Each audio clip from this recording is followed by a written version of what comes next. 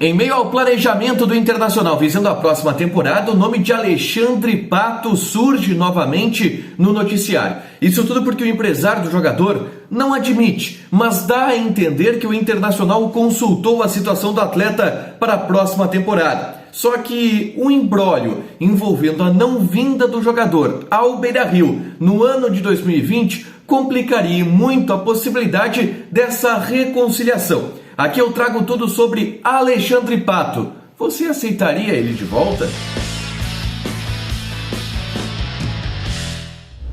Tudo bem, gente? Obrigado pela participação aqui. Não esquece de deixar teu like, de te inscrever, de ativar as notificações. Vamos falar do Internacional e vamos falar sobre Alexandre Pato. Porque ontem o Jorge Nicola, no canal do YouTube dele, trouxe a informação de que o Alexandre Pato está querendo sair do mercado norte-americano. Atualmente ele joga no Orlando City e está querendo voltar para o futebol brasileiro. Ele está com um novo representante, um novo empresário, e de acordo com esse empresário, algumas equipes do Brasil já consultaram a situação do atleta. Uma equipe de Minas Gerais, outra equipe de São Paulo e uma equipe de Porto Alegre, ora. Bom, ao longo disso, é claro que o nome do Internacional foi colocado na pauta pela ligação que o Pato tem com o Internacional e também pelo fato de que, vamos lá, qual time do Rio Grande do Sul teria condições de contratar o Pato? O Grêmio, nessa condição de rebaixamento, seria muito complicado. O mais provável seria, de fato, o Internacional.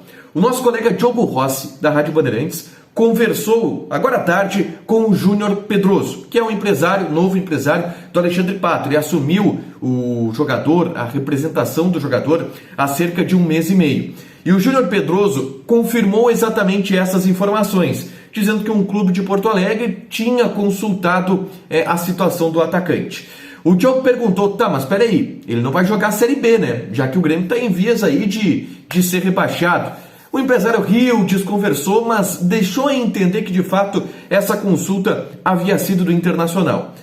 A gente checou junto ao Internacional, tá? E todas as pessoas do Internacional negam que exista qualquer coisa relacionada ao Pato. E aí aqui eu vou trazer um pouco de leitura, um pouco de histórico e muitas informações para vocês, para a gente estar bem contextualizado em relação à situação do Alexandre Pato, tá? A primeira coisa que eu destaco é que eu não acho impossível que o Inter tenha consultado a situação do Pato. O Inter tem um departamento que faz exatamente isso. Consulta e monitora o mercado. Até porque saber o preço do Alexandre Pato é muito importante para que se monitore e se tenha base para calcular o preço de outros atacantes do mesmo perfil, da mesma idade, que estejam no mesmo mercado. É interessante o Inter ter o máximo de elementos para mapear o mercado, não necessariamente para contratar o Alexandre Pato. E por isso eu até não duvido que o Inter tenha de fato consultado a situação do Alexandre Pato, tá? A segunda coisa que eu trago para vocês, a segunda informação é que o Pato quer sair do mercado norte-americano. Ele tem 45 dias ainda de contrato com o Orlando City e nesses 45 dias, por uma regra da Major League Soccer, ele tem total preferência para se transferir para outro clube da Major League Soccer. É como se o passe dele fosse da liga e não fosse do clube. Então, se um clube brasileiro tivesse a possibilidade de contratar um jogador através de um pré-contrato, os clubes da Major League Soccer sempre têm a opção de exercer essa preferência para que ele se mantenha na liga, tá? O salário do Alexandre Pato no Orlando City é de $22 mil por mês. É como se fosse um salário simbólico, e daqui a pouquinho eu dou mais detalhes a respeito da entrada do Pato nesse mercado norte-americano, mas é um salário que não é impagável, é um salário que ele não é muito alto. 22 vezes 5, que é o dólar na base, R$110 mil por mês. Tem jogador jovem que ganha isso no Internacional. Claro que se ele viesse para o Brasil, ele pediria com certeza um salário bem mais alto. E aí aqui agora eu trago a contextualização de como é o ambiente entre o Internacional e o Alexandre Pato, principalmente a partir da tentativa que o Inter fez de contratar esse jogador na metade do ano passado, na metade de 2020. Naquele momento, o presidente era Marcelo Medeiros, o vice-presidente de futebol era Alessandro Barcelos, atual presidente, e o diretor executivo de futebol era Rodrigo Caetano. Bom, por que o Inter foi atrás do Alexandre Pato? Porque Paulo Guerreiro teve uma grave lesão. em setembro do ano passado, no Campeonato Brasileiro, foi agosto do ano passado, por aí, no Campeonato Brasileiro, partida contra o Fluminense, ele teve a ruptura de ligamento cruzado no joelho direito. E a partir disso, o Inter não teria o seu principal centroavante e foi ao mercado buscar opções. E a primeira opção que se apresentou ao Internacional foi exatamente do Alexandre Pato. Ele saiu pela porta dos fundos do São Paulo, brigado com o Fernando Diniz, brigado com a diretoria, brigado com alguns jogadores do elenco, estava livre do mercado, ouvindo ofertas e ouvindo propostas. E o Internacional foi lá e fez uma proposta pelo Alexandre Pato. Era na casa aí dos R$500 mil por mês, podendo chegar a R$750 mil por mês, dependendo dos bônus e da produtividade do Alexandre Pato no Internacional. E aí o primeiro contato, naquele momento, o empresário do Alexandre Pato era o pai do jogador.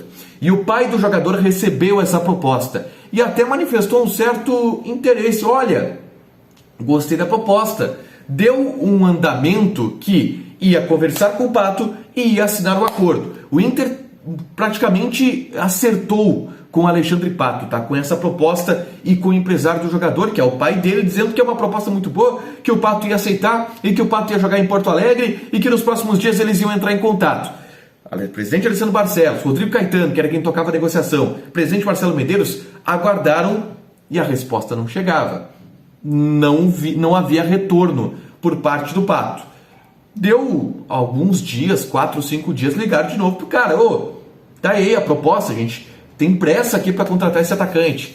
E aí a resposta ela já não foi tão definitiva como havia sido na primeira vez, onde havia dado a entender que a proposta havia sido aceita, era só questão de colocar no papel e assinar o contrato. Foi um pouco mais cautelosa a resposta do pai do jogador dessa vez. Pediu mais um prazo de 1 semana. O Inter deu um prazo de 1 semana.